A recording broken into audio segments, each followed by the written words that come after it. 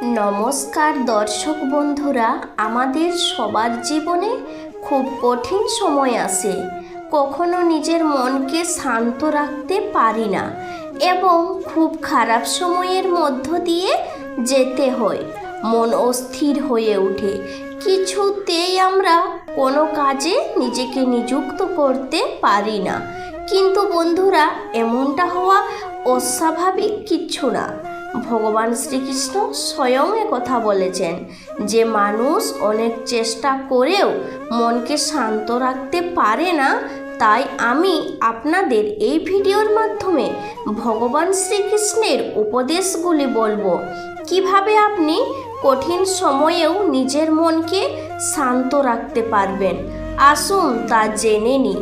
ইন্দ্রিয় বেগে অস্থির মনকে সংযত না করতে পারলে আমাদের নিজের মন পরম শত্রুতে পরিণত হয়। এই ব্যাপারে শ্রীকৃষ্ণ ব্যাখ্যা করেছেন। গীতায় শ্রীকৃষ্ণ বলেছেন, অগ্নির যেমন উষ্ণতা তেমনি চঞ্চলতাই মনের ধর্ম।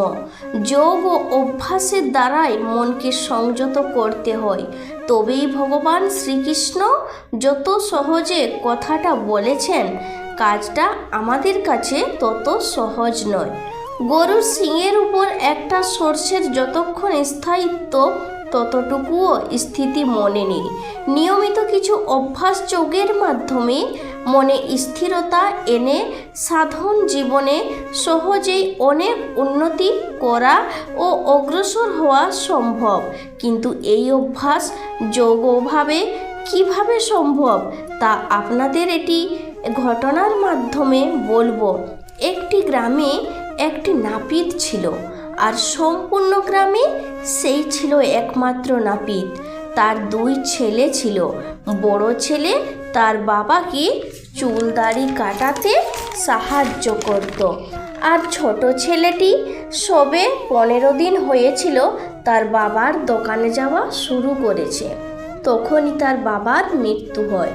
বড় ছেলেটি চুল কাটার বিষয়ে অনেক অভিজ্ঞতা ছিল, কিন্তু বড় ছেলেটি ভুল রাস্তায় চলে যায় আর ছোট ভাইয়ের সাথে ঝামেলা করত। তখন দোকানটিকে দুই ভাগে ভাগ করা হয়।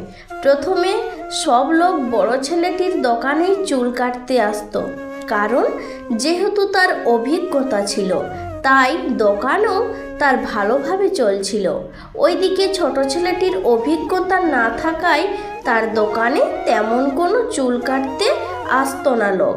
আর তার দাদার দোকানে ভালোই চলছিল, টাকা ইনকামও করছিল অনেক, কিন্তু সে যা রোজগার করত সব বাজে খরচ করে দিত।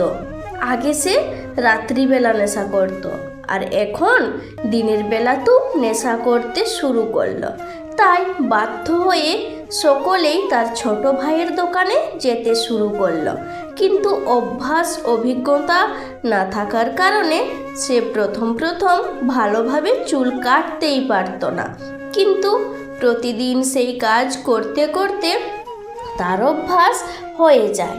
তারপর তার দোকানও ভালোই চলতে শুরু করে। আর অপরদিকে বড় ভাই নেশার কারণে বরবাদ হয়ে যায়। এইভাবেই যে কেউ নিজের জীবনে যে কোনো কঠিন কাজকে অভ্যাসে পরিণত করতে পারেন। ভগবান শ্রীকৃষ্ণ তেমনি এক পদ বলেছেন, অভ্যাসের দ্বারা সব কিছুই জয় করা যায়।